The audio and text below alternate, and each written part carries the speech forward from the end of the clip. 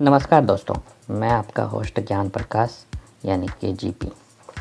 हाल ही में माननीय प्रधानमंत्री श्री नरेंद्र मोदी जी ने तीनों कृषि कानून को वापस ले लिया। तीनों कृषि कानून को वापस लेने के साथ ये उम्मीद जताई जा रही थी कि बीते 1 वर्ष से दिल्ली के बॉर्डर पे पीसफुली बैठे हुए किसान अपने घर को वापस लौट जाएंगे और यह आंदोलन ख़त्म हो जाएगा। लेकिन किसान ने आंदोलन ख़त्म अभी करने से मना कर दिया है और उनका कहना है कि एमएसपी की यानी कि न्यूनतम समर्थन मूल्य की उनको लीगल गारंटी दी जाए।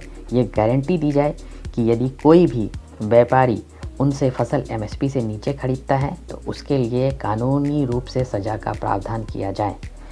ऐसे तो इस 1 साल में आपने तीनों कृषि कानून के बारे में बहुत कुछ पढ़ा और सुना होगा, लेकिन मैं आज आपको एमएसपी के बारे में पूरा डिटेल से बताऊंगा, उसके कॉन्सेप्ट को समझाऊंगा, बताऊंगा कि आखिर कैसे एमएसपी कॉन्सेप्ट में आया है, इसका क्या मैकेनिज़्म है, इसके क्या पर्पसेस हैं, इसके क्या चैलेंजेस हैं और कौन कौन सी कमेटी है एमएसपी से रिलेटेड। तो शुरू करते हैं। एमएसपी यानी मिनिमम सपोर्ट प्राइस, न्यूनतम समर्थन मूल्य। ये वो प्राइस है at which government offers to procure farmers produce during the season. ये गवर्नमेंट ऑफ़र करती है किसान को उसके क्रॉप को ख़रीदने के लिए, जो कि सीजन से पहले ही गवर्नमेंट डिसाइड करके अनाउंस कर देती है। ऐसे तो किसान अपने फसल को मंडी में बेचने के लिए आज़ाद है, मगर एमएसपी का इम्पोर्टेंस तब बढ़ जाता है जब फसल का रेट किसान को एमएसपी से कम मिलता है मंडियों में। उस समय किसान अपने फसल को एमएसपी पे गवर्नमेंट को बेचते हैं और ये उनको क्राइसिस से बचाने के लिए, उनको एक फेयर रिटर्न देने के लिए किया जाता है। आज़ादी के बाद भारत सरकार ने किसान और कंज्यूमर दोनों के इंटरेस्ट को सर्व करने के लिए एक सामंजस्य और संतुलित प्राइस स्ट्रक्चर को डेवलप करने की ज़रूरत समझी, जिसके लिए 1964 में एक कमेटी का गठन किया गया, जिसकी जिम्मेदारी थी कि वो एग्रीकल्चर मिनिस्ट्री को इस संदर्भ में एक बैलेंस और इंटीग्रेटेड प्राइस स्ट्रक्चर को डेवलप करने के संदर्भ में एडवाइस दें। इसके बाद 1965 में कमेटी के रिकमेंडेशन पे गवर्नमेंट ने एक एग्रीकल्चर प्राइस कमीशन का गठन किया। इसके बाद 1985 में इस एग्रीकल्चर प्राइस कमीशन का नाम बदल के commission for agriculture cost and prices CACP रख दिया गया। CACP वो ministry of agriculture government of India से अटैच्ड है। इसको इस्टेब्लिश किया गया था टू रिकमेंड द MSP, यानी कि ये CACP the commission for agriculture cost and prices he MSP को रिकमेंड करती है। उसके बाद cabinet committee on economic affairs इस MSP को सोइंग सीजन के स्टार्ट में बुआई से पहले अनाउंस करती है। अब मैं बताऊंगा कि CACP किन किन बातों को ध्यान में रखती है जब वो MSP रिकमेंड करती है cabinet committee of economic affairs को। CACP कंसीडर करती है डिमांड और सप्लाई को, प्रोडक्शन कॉस्ट को, price trend in domestic and international market, likely implication of prices on consumers. The CACP report price policy report every year for 5 group of commodities that includes kharif crop, rabi crop, sugarcane crop, raw jute and copper. At present, CACP recommend MSP for 23 crops. CACP 23 फसलों के लिए MSP को recommend करती है। अब मैं बताता हूँ कि इसके पर्पस क्या हैं। MSP के पर्पस, पहला पर्पस है to provide fair return to efficient farmers. किसानों को उनका फेयर रिटर्न, जो उपयुक्त रिटर्न है, वो प्रोवाइड करवाना। दूसरा है to protect the interest of consumer by keeping the prices of food and other agriculture commodities at reasonable level. ये कंज्यूमर के इंटरेस्ट को प्रोटेक्ट करना, जिसके तहत एग्रीकल्चर कमोडिटीज़ के प्राइस को रीजनेबल लेवल में रखने का प्रयास किया जाता है। तीसरा है to incentivize farmers to grow crops which are short in supply. ये एक फार्मर्स को इंसेंटिव देता है कुछ क्रॉप्स को प्रोड्यूस करने के लिए जो सप्लाई में कम है, क्योंकि फार्मर्स वैसे क्रॉप्स को नहीं प्रोड्यूस करना चाहेंगे जिसका उनको अच्छा दाम मार्केट में नहीं मिलता है।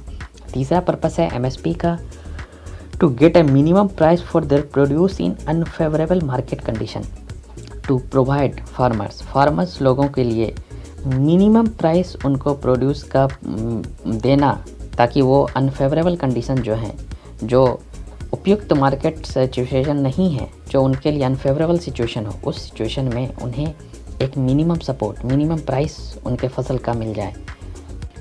क्योंकि एग्रीकल्चर कमोडिटी है, वो प्राइस फ्लक्चुएशन, प्राइस में काफ़ी वेरिएशन बहुत तेज़ी होता है। यदि जिस सीज़न में यदि काफ़ी अच्छा प्रोडक्शन हुआ हो, उस सीज़न में प्राइस काफ़ी गिर जाता है, और यदि प्रोडक्शन किसी कारणवश कम हुआ हो तो उस समय प्राइस काफ़ी बढ़ जाता है। इसलिए ये फार्मर्स को एक प्रोटेक्शन है, उसको एक शील्ड है। Explain the component. MSP has two component according to CSCP calculation. It has cost A2 and cost C2 component. Cost A2 component जो है वो इंक्लूड करता है किसानों के सारे खर्चे, that expenses paid by the farmers in cash and kind, जो सारे खर्चे किसान के द्वारा वहन किए जाते हैं, जैसे सीड के लिए, फर्टिलाइज़र के लिए, इरिगेशन के लिए, ट्रैक्टर वगैरह के रेंट के लिए, यदि लीज पे ज़मीन लिया उसके लिए, इन सारे कॉस्ट को इंक्लूड करके जो कॉन्सेप्ट है वो है कॉस्ट A2 कॉन्सेप्ट। और दूसरा कॉन्सेप्ट है कॉस्ट C2 कॉन्सेप्ट। ये कॉन्सेप्ट है जिसमें कि कॉस्ट A2 यानी कि किसान के जो सारे एक्सपेंसेस हैं उसको तो इंक्लूड करता ही है, इसमें साथ साथ में कॉस्ट ऑफ फैमिली लेबर, उसके घर के पूरे परिवार के लोग जो मेहनत करते हैं उसकी मेहनताना को जोड़ा जाता है। साथ में इसमें इंटरेस्ट जो है, वो जो फिक्स कैपिटल है उनका, वो जो कैपिटल इन्वेस्ट करते हैं उसका रेंट, और वो जो ज़मीन जिस पे वो खेती करते हैं उसके रेंट को भी ऐड किया जाता है, तब हमारा बनता है कॉस्ट C2। यानी कि एक हुआ कॉस्ट A2 जो कि किसान के द्वारा जितने भी लागत हैं, जितने भी लगाए जाते हैं, एक्सपेंसेस पेड किए जाते हैं, उनकी जो लागत मूल्य है, सीड, फर्टिलाइज़र, खाद, पेस्टिसाइड, इरिगेशन, मशीन, लेबर पे, ये सारे इंक्लूड होते हैं A2 में। और वो जो हमारा C2 है, इसमें इन सारे खर्चों के बाद किसान के अपने परिवार के लोग जो मेहनत करते हैं उनके मेहनताना को जोड़ा जाता है, और उसके बाद वो जो इन्वेस्ट करते हैं उसके कैपिटल के इंटरेस्ट को जोड़ा जाता है, और जो लैंड है उसके रेंट, जो उनको रेंट उस लैंड का मिलता, उसको जोड़ के बनाया जाता है कॉस्ट C2। मुझे उम्मीद है कि अब आप कॉस्ट A2 और कॉस्ट C2 कंपोनेंट MSP के बारे में अच्छी तरह से समझ गए होंगे। इसके बाद मैं आगे बताना चाहता हूँ कि इस कॉस्ट A2 कॉस्ट C2 को कंसिडर करते हुए हमारे यहाँ डॉक्टर MS स्वामीनाथन कमेटी बनाया गया था 2006 में सेंट्रल गवर्नमेंट के द्वारा, और उन्होंने रिकमेंड किया था कि MSP जो है, जो किसानों को मिनिमम सपोर्ट प्राइस मिलता है, वो जो प्रोडक्शन कॉस्ट है उसे C2 कॉस्ट माना जाए, प्लस उसमें 50% मार्जिन को जोड़ा जाए। यानी कि किसान का जो MSP डिसाइड है वो प्रोडक्शन कॉस्ट यानी कॉस्ट C2 प्लस 50% मार्जिन को ऐड करके बनाया जाए। ये डॉक्टर MS स्वामीनाथन जो हमारे ग्रीन रिवॉल्यूशन के जनक थे, ये उनके निगरानी में बने 2006 की कमेटी का रिकमेंडेशन था। इसमें आप ध्यान दीजिएगा, इसमें MSP को डिसाइड करने के लिए उन्होंने कॉस्ट C2 को इंक्लूड किया, जो कि कॉस्ट A2 यानी कि किसान के द्वारा जितना खर्च वहन किया जाता है, जितनी लागत लगाई जाती है, प्लस उनके फैमिली मेंबर के द्वारा किए गए लेबर का कॉस्ट, प्लस इंटरेस्ट जो उनको उनके इन्वेस्टमेंट या फिक्स कैपिटल पे मिलना चाहिए था, प्लस उस ज़मीन का रेंट जिस पे वो खेती करते हैं। ये MS स्वामीनाथन के कमेटी का रिपोर्ट था कि उनको प्रोडक्शन कॉस्ट यानी C2 प्लस 50% मिलना चाहिए। इसके बाद अभिजीत सेन कमेटी भी बनाया गया था। उन्होंने भी सजेस्ट किया था कि MSP का कैलकुलेशन हमेशा C2 फॉर्मूले पे हो। बाद 2015 में रमेश चंद्र कमेटी बनाया गया था to examine the methods in fixing the MSP को फिक्स करने के लिए क्या मेथड है, उस पर कमेटी बनाई। उस कमेटी का जो इम्पोर्टेंट रिकमेंडेशन है वो भी उन्होंने MS स्वामीनाथन कमेटी के रिकमेंडेशन को आगे बढ़ाते हुए कहा कि फैमिली लेबर के लिए जो हेड ऑफ द फैमिली है उनको स्किल्ड वर्कर समझा जाए। इंटरेस्ट जो है वर्किंग कैपिटल पे पूरे season given for whole season against the existing half season, वो पूरे सीजन के लिए दिया जाना चाहिए, ना कि सिर्फ हाफ सीजन के लिए।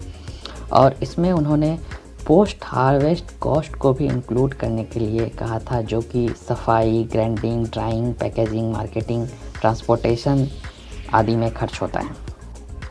अब मैं आपको बताना चाहता हूँ चैलेंजेस रिलेटेड टू एमएसपी। इसमें पहला है absence of a strong dependable mechanism of government procurement for crops on the MSP in the most part of the country. इसमें ये जो कहना चाह रहे हैं वो ये है कि जो मैकेनिज़्म है प्रोक्योरमेंट का वो काफ़ी वीक है, वो काफ़ी बहुत सारे जगहों में तो ये एक तरह से अब्सेंट भी है। दूसरा है setting up of procurement centre. Procurement centre को सेटअप करने में काफ़ी डिले किया जाता है, इनको फसल के सीजन या कटाई के हिसाब से नहीं, काफ़ी हैफ्सार्ड मैनर में सेटअप किया जाता है प्रोक्योरमेंट सेंटर को। तीसरा है exploitation by the commission agent अर्थयास। काफ़ी ये कमीशन का ये मंडी है, ये प्रोक्योरमेंट सेंटर है, वहाँ काफ़ी कमीशन एजेंट्स काफ़ी हावी होते हैं और वो किसानों के बीच में इंटरमीडियरी बन जाते हैं, और जिसके कारण से किसान के प्रॉफिट का एक इम्पॉर्टेंट मार्जिन वो ले जाते हैं। और चौथा है ये प्रोक्योरमेंट सेंटर में किसान के प्रोड्यूस को प्रोक्योर करने के लिए काफ़ी अजीब सी शर्तें लगाई जाती है। जैसे उसमें बताया उन्हें रखा जाता है कि मॉइस्चर कंटेंट कितना होना चाहिए।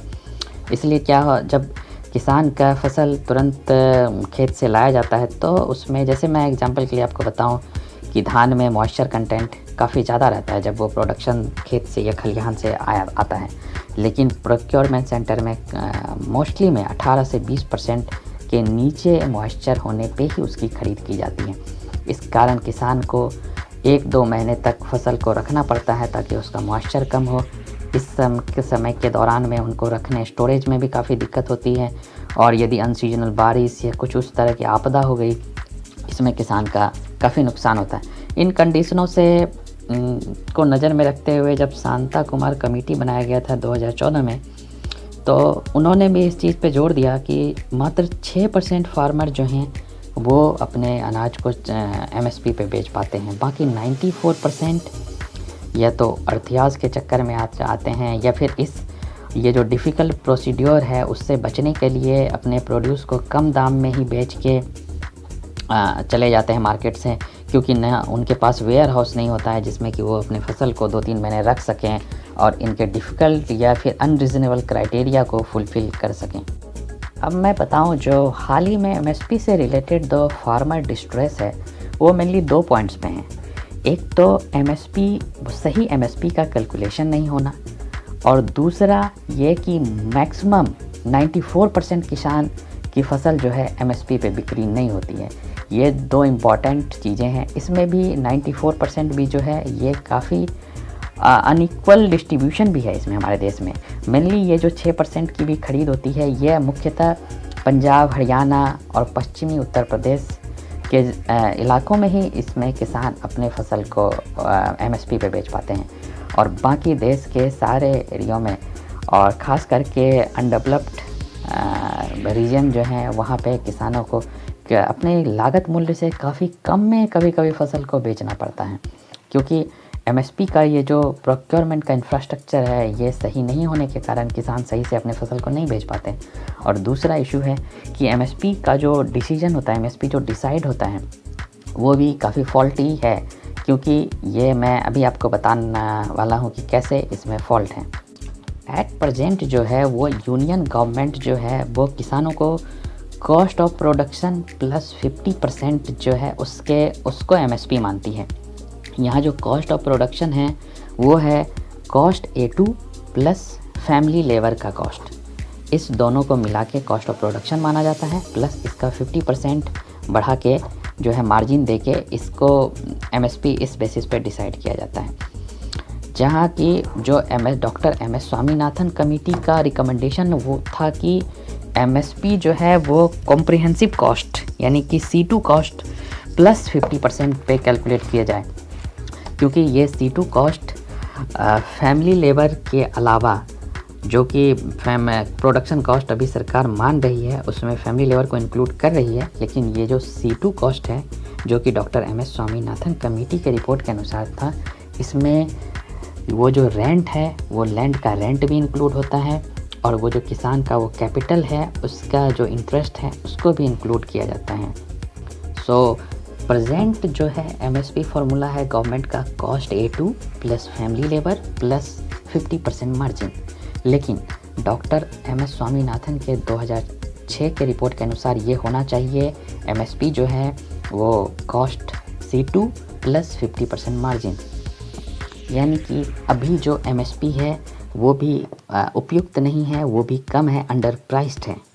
और दूसरी बात है कि जो शांता कुमार कमेटी के रिपोर्ट में भी रिकमेंडेशन में भी है मेंशन कि ओनली सिर्फ 6% किसानों को ही MSP पे के इस फसल की बिक्री MSP पे हो पाती है उस हिसाब से।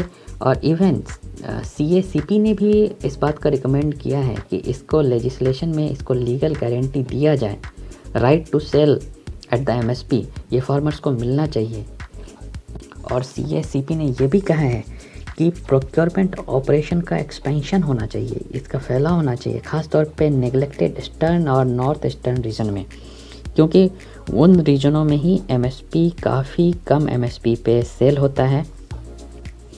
मैं इस वीडियो को यहीं पे ख़त्म करता हूँ। उम्मीद है कि मैं आपको कुछ बेसिक कॉन्सेप्ट को समझाने में सफल रहा हूँ।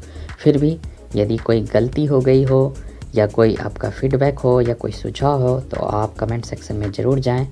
और अभी जो ये मैं आप यदि कमेंट करेंगे, यदि आप चाहेंगे कि मैं इसमें लीगल गारंटी होना चाहिए या नहीं होना चाहिए, क्या फिजिबिलिटी है, इस पे भी मैं आपको कुछ जानकारी दूं, तो आप मुझे इस बारे में बताइएगा अपने कमेंट सेक्शन में। और आपसे रिक्वेस्ट है कि आप इस चैनल को सब्सक्राइब कर लें और वीडियो को लाइक और शेयर ज़रूर कर दें। नमस्ते।